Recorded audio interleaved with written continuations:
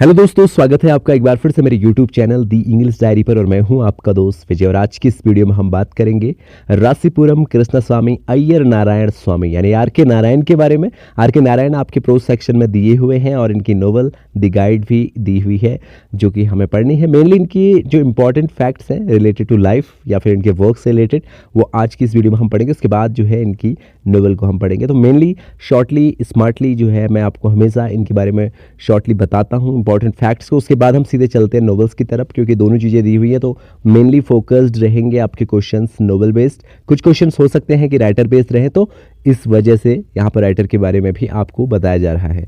तो let's begin. और अगर आप चैनल में नए हैं तो कहने की ज़रूरत नहीं है कि सब्सक्राइब ज़रूर करें और हमारे टेलीग्राम चैनल को भी ज्वाइन जरूर करें, जो कि मैं इसके कमेंट सेक्शन में पिन कर दूंगा। तो देखिए, रासीपुरम कृष्णस्वामी अय्यर नारायण स्वामी तो इनका पूरा नाम है। इनका बर्थ हुआ था 10 अक्टूबर 1906 में मद्रास प्रेसिडेंसी ब्रिटिश राज में, और डाइड हुए थे 13 मई 2001 एज्ड 94 यानी 94 साल की उम्र में चेन्नई तमिलनाडु इंडिया में ही इनकी डेथ हुई थी। बेटर नोन आर के नारायण। आर के नारायण इनको जो है मेनली जाना जाता है इनके नाम से।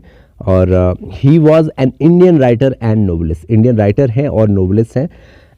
Known for his work set in the fictional south Indian town of Malgudi, और जाने जाते हैं अपने fictional south Indian town Malgudi के लिए। अब हमारे प्रोज सेक्शन में एक ऐसे राइटर भी हैं या फिर एक ऐसे नोवेलिस्ट हैं जिन्होंने एक फिक्शनल टाउन बनाया हुआ है। उस फिक्शनल टाउन का नेम आप मुझे कमेंट में बताएंगे और बताएंगे कि वो कौन है जिसने उस फिक्शनल टाउन को का नाम जो है अपने सभी नोवेल्स में यूज़ किया है। He was a leading author of early Indian literature in English. Leading author थे along with Mulk Raj Anand and Raja Rao. साथ ही साथ इनके जो कंटेम्प्रेरी कह सकते हैं आप, मुल्कराज आनंद और राजा राव भी थे। ठीक है। आर के Narayan was born in Tamil ब्राह्मण फैमिली। इनका जन्म तमिल ब्राह्मण फैमिली में हुआ था। ये मैं आपको ऑलरेडी बता चुका हूँ। 10 अक्टूबर 1906 याद रखिएगा इस डेट ऑफ बर्थ को। मद्रास ब्रिटिश इंडिया में उस वक्त जो पड़ता है।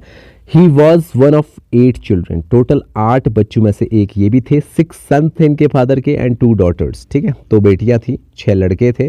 तो उनमें जो इनका स्थान है ये भी एक है उनमें। ठीक है, अभी स्थान हम नीचे पढ़ेंगे। स्थान कौन सा इनका पड़ता है। Narayan was second among the son. दूसरे नंबर के जो है लड़के थे। His younger brother Ramachandran later become an editor at Gemini studio. इनका जो यंगर ब्रदर था रामचंद्रन वो जो है बाद में एडिटर बन गए थे जेमिनी स्टूडियो में, जो कि चेन्नई में पड़ता है। The youngest brother Laxman become a cartoonist. और जो इनका यंगेस्ट, याद रखिएगा, younger brother Ramachandran Gemini studio में एक एडिटर बने थे और यंगेस्ट ब्रदर जो है लक्ष्मण वो एक कार्टूनिस्ट बन गए थे। His father was a school headmaster. इनके फादर जो है जो थे वो स्कूल हेडमास्टर थे। Narayan did some of his studies at his father's school. और इन्होंने कुछ एजुकेशन या कुछ शिक्षा अपने फादर के स्कूल में भी ली है। Narayan spent a part of his childhood under the care of his maternal grand mother Parvati. और इन्होंने अपने बचपन का एक शीर्ष भाग जिसको हम कह सकते हैं गुजारा था किसकी केयर में, अपनी मैटरनल ग्रैंड मदर की, जिनका नाम पार्वती था। ठीक है, nani it means. His grandmother give him the nickname of Kunjappa. Most important है, उनकी ग्रैंड मदर ने उनको एक निक नेम दिया जो कि है कुंजप्पा। ठीक है, कुंजप्पा किसने दिया ये आपको पता रहना चाहिए, ग्रैंड मदर ने दिया। ठीक है। सी टॉट हिम अर्थमेटिक। इनकी ग्रैंड मदर ने इन्हें अर्थमेटिक सिखाई, माइथोलॉजी सिखाई, क्लासिकल इंडियन म्यूजिक भी सिखाया और संस्कृत भी सिखाई। तो यानी वेल एजुकेटेड इनकी ग्रैंड मदर थी जिन्होंने इनको इतनी सारी चीजें सिखाई। When he was 12 year old, जब ये 12 साल के थे, Narayan participated in a pro independence march. तो इन्होंने प्रो इंडिपेंडेंस मार्च में पार्टिसिपेशन किया था, ये याद रखिएगा 12 ईयर में। ठीक है। नेक्स्ट देखिए, his first published work was a book review of development of maritime laws of 17th century England. इनका जो फर्स्ट पब्लिश्ड वर्क है वो एक रिव्यू था किस पे, development of maritime law of 17th century England. In 1930 Narayan wrote his first novel. याद रखिए 1930 में इनका सबसे पहला नोवेल आया था, Swami and friends. With his book Narayan created Malgudi. और इसी बुक के साथ उन्होंने मालगुड़ी फिक्शनल टाउन क्रिएट किया था, यानी मालगुड़ी नाम उन्होंने जो है रखा था। In 1933 Narayan met and fell in love with Rajam. और 1933 में जो है इनकी मुलाकात हुई थी राजम से और इनके प्रेम में पड़ गए थे। Narayan become a reporter for a Madras based paper. उसके बाद एक रिपोर्टर बने, मद्रास बेस्ड एक पेपर था कॉल्ड द जस्टिस, जिसका नाम था द जस्टिस, याद रखिएगा। Dedicated to the rights of non Brahmin, और ये किसको डेडिकेटेड था? नॉन ब्राह्मण्स के राइट्स को, ठीक है, उनके अधिकारों को। तो द जस्टिस आपको याद रखना है। With this book Narayan created Malgudi, और ये तो मैं ऑलरेडी आपको ऊपर बता चुका हूँ, तो इसको आप थोड़ा सा स्किप कीजिए। नेक्स्ट देखिए, Narayan Narayan's next novel the bachelor of arts. उसके बाद बैचलर ऑफ आर्ट्स आई 1937 में। His third novel the dark room 1938 में वॉज अबाउट डोमेस्टिक डिसहार्मनी। और जो उनका द डार्क रूम जो नोवेल है ये किसके बारे में है? डोमेस्टिक डिसहार्मनी के बारे में है, कि किस तरह से जो है घरेलू एक दूसरे से जो अंडरस्टैंडिंग है वो ख़राब हो जाती है, उसके बारे में है। राजम जो है यानी जिनके प्रेम में वो पड़े थे, डाइड ऑफ टाइफाइड इन 1939 में उनकी डेथ हो गई थी राजम की, ठीक है। Her death affected Narayan deeply and he remained depressed for a long time. और इनकी मौत जो है उसकी वजह से काफ़ी डीपली डिप्रेस्ड हो गए थे बहुत लंबे समय के लिए नारायण।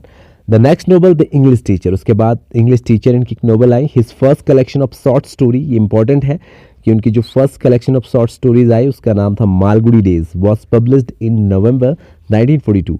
1942 में जो है ये फर्स्ट पब्लिश हुई थी। और आप में से कई लोगों ने मालगुडी डेज से रिलेटेड इनके बहुत सारे सीरियल्स भी देखे होंगे, अगर नहीं देखे हैं तो आप बहुत नए ज़माने के हैं। Narayan wrote the story for the Gemini studio film Miss Malini 1947। और इन्होंने एक स्टोरी भी लिखी थी जेमिनी स्टूडियो फिल्म के लिए, मिस मालिनी, 1947 में। The guide was published. The book is the most representative of Narayan's writing skill and elements.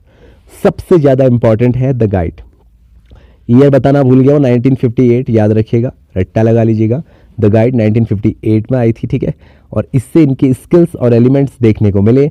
The book one him the साहित्य अकेडमी अवार्ड इन 1960। और यही बुक थी जिसने उन्हें साहित्य अकेडमी अवार्ड दिलाया 1960 में, ठीक है। तो ये आपको याद रखना है। इसके बाद देखिए मैंने कुछ वर्क्स आपको यहाँ पर ऑलरेडी बता दिए हैं, लेकिन मैं फिर भी इनको शॉर्ट लिस्ट करके आपको बता रहा हूँ। Swami and friend 1935, the bachelor of arts 1937, the dark room 1938, the English teacher 1945, the mister Sampath 1948, The Financial Expert 1952, Waiting for the Mahatma 1955, The Guide 1958, The Man Eater of Malgudi 1961, The Vendors of Sweets 1967, The Painter of Sign 1977, A Tiger for Malgudi 1983, Talkative Man 1986, The Word of Nagaraj 1990, Grandmother's Tale 1992। ठीक है, अब इसमें अगर मैं आपको बोलूं कि आपको कुछ ही ईयर याद रखने हैं, जैसे Swami and friend, bachelor of art, dark room, English teacher, mister Sampath, financial expert, इनको तो आप याद रखिएगा इनकी ईयर्स। फिर कुछ को आप स्किप भी कर सकते हैं, और लेकिन यहाँ पर गाइड तो ऑलरेडी आपको याद हो ही गया होगा। तो इंपॉर्टेंट है वेटिंग फॉर महात्मा 1955, ये भी आप याद रखिएगा, ठीक है। बाकी यहाँ नीचे आपको ज़्यादा कुछ याद रखना नहीं है। ग्रैंड मदर्स टेल को जरूर याद रखिएगा 1992। अब कुछ इंपॉर्टेंट फैक्ट्स हैं। Narayan's book the guide was adapted into the 1965 Hindi film guide directed by Vijay Anand. Most important 1965 में जो है विजय आनंद ने इससे रिलेटेड एक मूवी भी बनाई है। अगर आपको द गाइड पढ़ने में प्रॉब्लम हो रही है तो आप इसकी मूवी ज़रूर देख सकते हैं, आपको मिलेगी। बहुत अच्छी मूवी है, काफ़ी अच्छे सॉन्ग्स है इसके खासतौर पे। तो आप इस मूवी को देखेंगे तो आपके लिए द गाइड की पूरा कॉन्सेप्ट क्लियर हो जाएगा कि स्टोरी क्या है, ठीक है। वैसे इसमें एक लीड रोल है राजू नाम का एक लीड रोल प्रोटोगोनिस्ट है, ठीक है। सारी स्टोरीज की लव अफेक्शन के बारे में ही होती है, ठीक है। शादीशुदा वुमेन के साथ जो है ये प्रेम में पड़ जाते हैं और बहुत सारी चीज़ें बदल जाती हैं इनकी लाइफ में। Mister Sampath was made in to a 1952 Hindi film of the same name with Padmini and Motilal and produced by Gemini studios. तो उसके बाद मिस्टर संपत जो है इस नाम की एक मूवी आई 1952 में, ठीक है, जो कि पद्मिनी और मोतीलाल दोनों मिलके इन्होंने प्रोड्यूस की थी, जो कि जेमिनी स्टूडियो के द्वारा ही ये फिल्माई गई थी, ठीक है। उस वक्त स्टूडियो के अंदर बहुत सारी जो है फिल्मों की शूटिंग हुआ करती थी, इंडोर शूटिंग्स काफ़ी ज़्यादा चलती थी, तो पूरी स्टूडियो में ही एक पूरी फिल्म का निर्माण हो जाता था। तो ये था आर के नारायण के बारे में बेसिक इन्फॉर्मेशन। इसके बाद जो है हम इनकी नोवेल को पढ़ेंगे। वैसे मैंने इसमें बहुत सारी चीज़ों को कवर तो किया है, अगर आपको लग रहा है कि ये भी कम है तो आप बताएगा, लेकिन मेरे ख्याल से इतना इनफ है, क्योंकि मेनली फोकस्ड आपको रहना है नोवेल पे। तो आज की वीडियो में इतना ही, मिलते हैं नेक्स्ट वीडियो में। Thank you so much for watching this video. और एक चीज़ मैं आपको ज़रूर कहूँगा कि देखिए बहुत सारे लोगों का कहना ये है कि सर आपने भी एग्ज़ाम क्वालिफाई किया है तो इसके लिए आप क्या मोटिवेशन देंगे। तो मेनली मैं यही कहूँगा कि रेगुलरली रिवीजन जितने टाइम्स आप करें, मैं कई बार कह चुका हूँ कि रिवीजन करते रहें। और अगर आपका कॉन्फिडेंस कम हो रहा है तो मैंने आपको बोला कि सिलेक्शन और रिजेक्शंस के बारे में कभी भी एग्ज़ाम से पहले नहीं सोचना चाहिए। अपने आप को समय दें और विश्वास रखें, क्योंकि विश्वास वो चीज़ है जो आपको सब कुछ दिला सकता है। लेकिन विश्वास तब आता है जब आप मैक्सिमम टाइम जो है अपना स्टडी को देंगे, क्योंकि जितना आप पढ़ाई करेंगे तो आपके मन में ये चीज़ बनेगी कि आप इतना स्टडी कर रहे हैं तो ये खाली तो नहीं जाएगा, इसके फ़ायदे ज़रूर होंगे। ठीक है, तो मेनली आपको यही करना है कि आपको रिवीजन करना है, भरोसा बनाना है। ठीक है, थोड़ी आप एक्सरसाइज ज़रूर करें। एक्सरसाइज करने से तो क्या होता है कि हमारा जो ब्रेन है वो काफ़ी रिफ्रेशमेंट उसको मिलती है और स्टडी करने में काफ़ी हेल्प होती है। ठीक है, ये नहीं कि आप पूरे दिन बैठे ही बैठे हैं स्टडी करे जा रहे हैं, तो इससे क्या होता है धीरे धीरे ब्लॉक्स आने लगते हैं ब्रेन में। तो आप लोगों को क्या करना है, मेनली आपको एक्सरसाइज वगैरह करनी है, वॉक कर सकते हैं। बाकी आप स्टडी को ज़्यादा से ज़्यादा समय दीजिए।